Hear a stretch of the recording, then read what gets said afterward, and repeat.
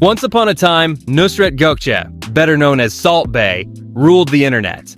One flick of salt turned him into a global icon. He wasn't just a chef, he was a meme, a brand, a luxury experience.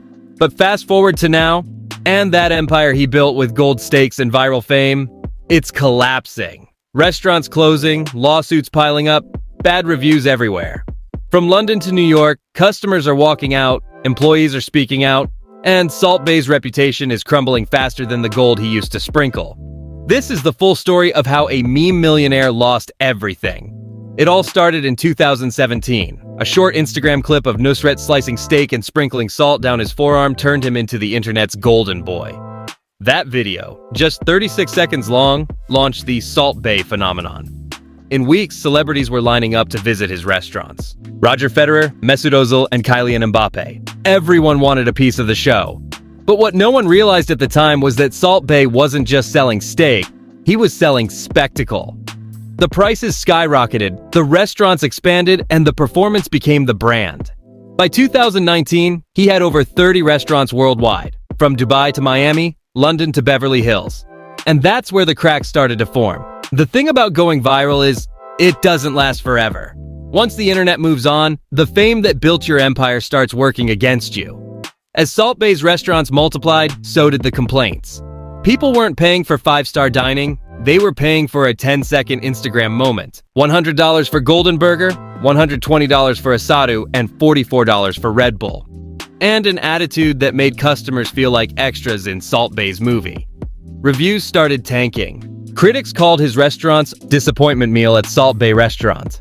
Behind the scenes, staff were overworked, underpaid, and told to prioritize the show over the food. It wasn't a restaurant anymore. It was performance art, with the audience footing the bill. Then came the scandals. In 2018, Salt Bae sparked outrage when he posed with Venezuelan dictator Nicolas Maduro at his Istanbul restaurant, serving him steak while his country faced starvation. The backlash was brutal. Protests outside his restaurants, politicians calling for boycotts. Salt Bae didn't apologize. He just deleted the video and moved on, but the damage was done. His reputation as a humble butcher-turned-icon started to rot. Then came the employee lawsuits. Former workers accused him of withholding tips, wage theft, and unpaid overtime in New York and Miami. In one case, he reportedly settled for $230,000 after a class action lawsuit. The image of the charming chef sprinkling salt turned into something else. A boss accused of exploiting his own staff while flaunting wealth online. By 2023, things took a darker turn. Salt Bae's restaurants started closing, quietly. In the US, 5 out of his 7 locations shut down, including the once-hyped Beverly Hills Steakhouse. The reason? Poor reviews, lawsuits, and brutal financial losses. His Nusret Steakhouse in Los Angeles barely lasted 2 years before going dark. In Boston, the restaurant closed within months. Customers described it as the worst fine dining experience ever. Even in London, the jewel of his brand, the numbers were disastrous. Reports revealed that profits at Nusret London fell by 31%, with customers calling it a scam with good lighting. People who once fought for reservations were now posting memes about empty tables. What used to be a status symbol became a punchline. And then came the moment that officially ended Salt Bae's public image. The 2022 FIFA World Cup final. After Argentina's win, Salt Bae somehow made his way onto the pitch. He started grabbing players, touching the World Cup trophy, and begging Messi for photos. All while security tried to remove him.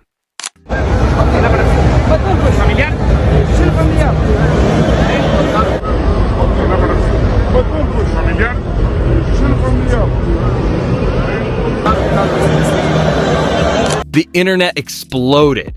FIFA launched an investigation saying Salt Bae had no authorization to even be on the field. He was later banned from future FIFA events, a public humiliation seen by billions. For a man obsessed with image, that was the ultimate fall from grace. Once the FIFA chaos faded, attention shifted back to his restaurants. And what people found wasn't pretty. Online reviews painted the same picture over and over again. $700 steak that tasted like rubber. Staff more focused on filming than serving. A glorified circus. Even celebrities stopped showing up. What was once a luxury hotspot turned into a ghost town. And without the celebrity energy, the entire illusion fell apart. Reports say his UK restaurants suffered big drops in revenue. Staff layoffs hit Dubai and London. He quietly sold assets to keep the business afloat.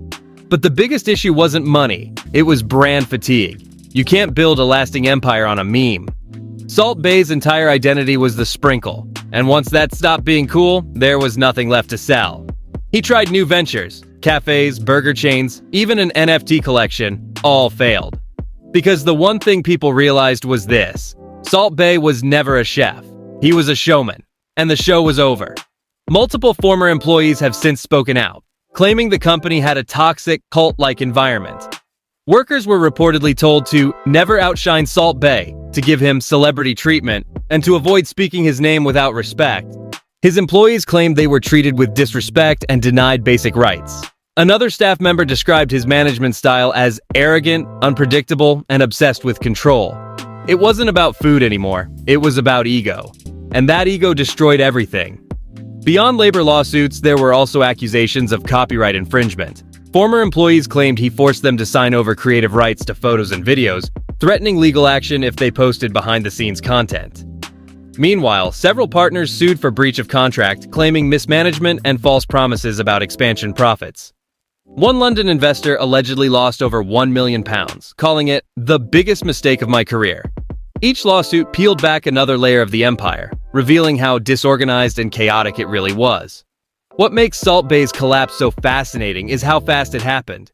In just a few years, he went from being the world's most viral chef to being a meme about failure.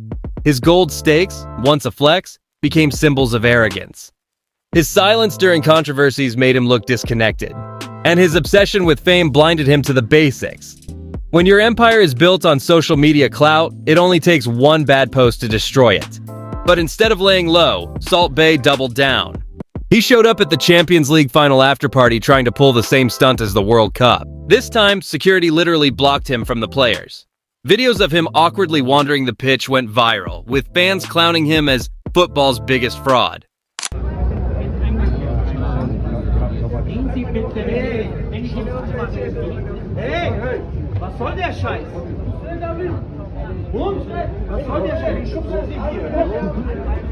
Every appearance made him look more desperate.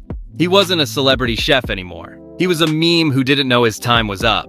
Today, Salt Bae is rarely seen. He still posts staged videos of himself slicing steak in Dubai, but the views are nothing like before. The comments are brutal. Fans calling him out for arrogance, fake luxury, and exploiting his workers. Most of his Western restaurants have closed or are losing money. Only his Dubai location, the one that started it all, still thrives, thanks to wealthy tourists. But even there, reviews are slipping. People go for the nostalgia, not the food. It's like visiting the ruins of an empire that once ruled the world. He had everything: money, fame, power. But in chasing perfection, he lost authenticity. In chasing the spotlight, he lost his soul. And once the audience stopped clapping, there was nothing left to perform. Because in the end, Salt Bae's greatest mistake wasn't charging $1,000 for a steak. It was believing that people would always care.